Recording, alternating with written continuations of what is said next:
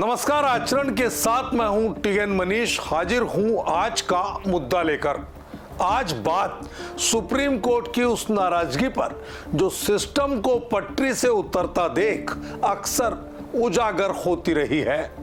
दरअसल 22 जुलाई 2025 को supreme court ने प्रवर्तन निदेशालय ईडी की कार्यप्रणाली पर गंभीर चिंता जताई, ये कहते हुए कि ईडी सारी हदें पार कर रहा है और संविधान की संघीय संरचना का सीधा उल्लंघन कर रहा है। ये टिप्पणी विभिन्न मामलों में की गई, जिसमें तमिलनाडु स्टेट मार्केटिंग कॉरपोरेशन की जांच और वकीलों को समन जारी करना शुमार है। ये मुद्दा संवेदनशील है क्योंकि ये राजनीतिक और कानूनी प्रक्रियाओं के बीच संतुलन से सीधा सरोकार रखता है और अलग अलग पक्षों के बीच इस मुद्दे को लेकर भेद भी हो सकते हैं। तमिलनाडु स्टेट मार्केटिंग कॉरपोरेशन मामला, इस मामले में ईडी ने 1000 करोड़ रुपए के मनी लॉन्ड्रिंग केस की जांच शुरू की थी, लेकिन सुप्रीम कोर्ट ने इस पर रोक लगा दी। अदालत ने सवाल उठाया, कैसे ईडी एक कॉरपोरेशन के खिलाफ मामला दर्ज कर सकता है जबकि पीएमएलए के तहत ऐसा कोई प्रावधान नहीं है। चीफ जस्टिस ने कहा, आपने कॉरपोरेशन के खिलाफ कैसे मामला दर्ज किया? व्यक्तियों के खिलाफ तो हो सकता है, लेकिन कॉरपोरेशन के खिलाफ नहीं। ये टिप्पणी ईडी की शक्तियों के दुरुपयोग को सीधे दिखाती है और ये मामला 22 जून 2025 को सामने आया था, जब अदालत ने ईडी की कार्रवाइयों पर सवाल उठाए थे। ईडी ने सीनियर वकील अरविंद दत्त और प्रताप वेणुगोपाल को उनकी कानूनी राय के लिए समन जारी किए थे, जिस पर सुप्रीम कोर्ट ने सुओ मोटो यानी स्वतः संज्ञान लिया। चीफ जस्टिस ने कहा, हम न्यूज़ या यूट्यूब नहीं देखते, हम तथ्यों पर ध्यान देते हैं, ये स्पष्ट करते हुए कि अदालत मीडिया की कहानियों से प्रभावित नहीं होती। सॉलिसिटर जनरल तुषार मेहता ने माना कि ईडी ने गलती की है और समन वापस ले लिए गए हैं जो 21 जुलाई 2025 को हुए थे। सुप्रीम कोर्ट ने कहा कि ईडी की शक्तियों का दुरुपयोग लगातार हो रहा है और अब गाइडलाइंस की जरूरत है। अदालत ने यह भी कहा कि ईडी राजनीति का अखाड़ा बना रहा है जो न्यायपालिका की गरिमा को प्रभावित कर सकता है। चीफ जस्टिस ने जोर दिया, हम देख रहे हैं कई मामलों में अधिकार का अतिक्रमण हो रहा है, ये संकेत देते हुए कि ईडी की कार्रवाई अक्सर अनुचित है। ये टिप्पणी 21 जुलाई 2025 को की गई थी, जब अदालत ने ईडी के खिलाफ सख्त रुख अपनाया।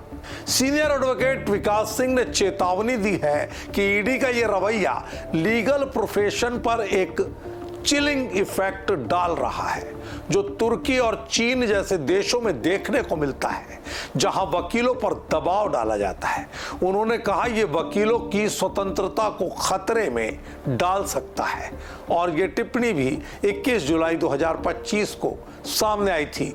चीफ जस्टिस ने भी वकील क्लाइंट प्रिविलेज को महत्व दिया और कहा, अंततः हम सभी वकील हैं, जिससे अदालत की पेशेवर अखंडता की रक्षा की जरूरत है। सॉलिसिटर जनरल तुषार मेहता ने तर्क दिया कि ईडी के खिलाफ समन्वित नकारात्मक कहानियां बनाई जा रही है, लेकिन चीफ जस्टिस ने इस पर सवाल उठाया और कहा, क्या आपने कोई ऐसा निर्णय देखा है जो कहानियों पर आधारित हो, ना कि तथ्यों पर? हमें दिखाएं, हम सुधार लेंगे। ये अदालत की निष्पक्षता को दर्शाता है और ये चर्चा 21 जुलाई 2025 को हुई थी। इस टिप्पणी से ईडी और अन्य एजेंसियों जैसे सीबीआई पर क्या असर पड़ेगा? विशेषज्ञों का साफ मानना है, सुप्रीम कोर्ट की ये चेतावनी एजेंसियों को ये संदेश देती है कि वे अपनी शक्तियों का दुरुपयोग ना करें और कानून का पालन करें। ये संभावना है कि भविष्य में एजेंसियां अपने कामकाज के तरीके में बदलाव लाने के लिए मजबूर होंगी। विशेष रूप से वकीलों और कॉरपोरेशनों के साथ डीलिंग में ये प्रभाव 29 जुलाई 2025 को होने वाली अगली सुनवाई में और साफ हो जाएगा, जब अदालत गाइडलाइंस पर विचार करेगी। दरअसल एनफोर्समेंट डायरेक्टरेट को अब यह सोचना होगा कि आखिर सुप्रीम कोर्ट जैसी शीर्ष अदालत ने यह क्यों कहा कि गाइडलाइंस की जरूरत है। क्या आपकी कार्य व्यवस्था में ऐसे छिद्र हैं जिनको भरा जाना जरूरी है। यानी विसंगतियों की भरमार के बीच अगर शीर्ष अदालत कार्यपालिका को लगातार न्यायपालिका के नाते अपने दायित्वों का निर्वहन करने की सीख देती है तो इसमें गलत क्या है। लेकिन यह सुनिश्चित करना महत्वपूर्ण हो जाता है कि न्याय की प्रक्रिया निष्पक्ष रहे।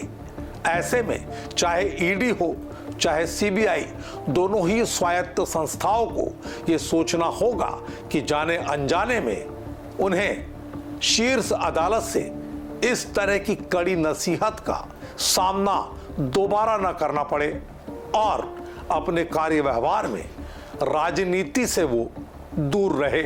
आज के मुद्दे में इतना ही। मुझे दीजिए इजाजत। आप देखते रहिए आचरण न्यूज। नमस्कार। देश दुनिया की सभी खबरें देखने के लिए जुड़े रहिए आचरण न्यूज से। आचरण न्यूज, हर कदम आपके साथ।